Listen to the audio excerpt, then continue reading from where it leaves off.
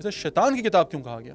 اس میں کہا جاتا ہے کہ ایک مونک تھے بینیڈکٹ ڈائنیسٹی میں، جن سے ایک بہت بڑا گناہ ہو گیا تھا. ایسا گناہ کہ ان کی مناسٹری کے بینیڈکٹ برادران نے اس مونک کے لیے موت کی سزا کا حکم دیا اور کہا کہ اس شخص کو دیوار میں زندہ چنا دیا جائے گا. موت کی یہ سزا سننے کے بعد مونک بڑا پریشان ہوا اور ایک آخری پتا کھیلتے ہوئے یا ایک اور مہلت مانگتے ہوئے بینیڈکٹ برادران سے اس نے گزارش کی کہ اگر آپ مجھے ایک رات کی مہلت دے دیں تو میں آپ کے لیے ایک ایسی کتاب لکھ دوں گا جو آپ کی بینیڈکٹ ڈائنیسٹی کے لیے ماتھے کا جھومر ثابت ہوگی. آپ کی نسلیں اس پہ فخر کریں گی کہ یہ ہمارے دوار میں کتاب لکھی گئی. یہ ممکن نہیں کہ ایک رات میں کوئی ایسی کتاب لکھ دی جائے جس میں تمام دنیا کا علم موجود ہو. چلو بھائی آج نہیں مارتے کل مار دیں گے.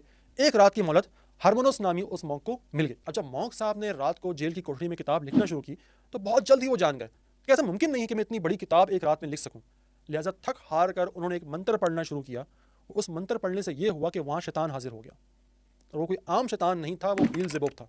اگر آپ نے میری پچھلی ویڈیوز دیکھی ہیں خاص طور پہ ٹیسٹمنٹ آف سولومون تو اس میں ہم نے بہت تفصیل سے بیلزبوب کے بارے میں بات کی گئی ہے کہ اسے شیطانی دنیا میں پرنس کا درجہ دیا جاتا ہے.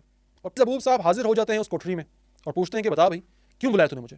تو وہ مونک کہتا ہے کہ تو اگر مجھے ایک ایسی کتاب لکھ دے جس میں تمام دنیا کا علم ہو تو میری روح تیری. اور جیسے ہم پچھلی ویڈیوز میں جان چکے ہیں کہ شیطان کا اصل ہتھیار جو ہوتا ہے یا اصل اس کو جو انسان سے حاصل کرنی ہوتی ہے وہ اس کی روح ہوتی ہے.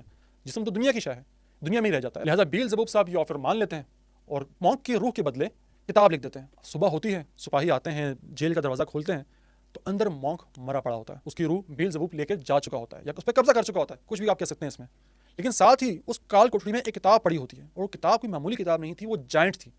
وہ ایک عام آدمی اٹھا بھی نہیں سکتا. اس کتاب کا وزن لگ بھگ 74.8 کلو تھا. پھر یہ اتنی بڑی کتاب اس ایک مونک نے کیسے لکھ دی؟ یہیں سے یہ لیجنڈ شروع ہوئی کہ یہ ایک انسان کی کتاب نہیں تھی، یہ ایک شیطان کی لکھی ہوئی کتاب تھی. اسی لیے اس کتاب کو ڈیولز بائبل کہا گیا.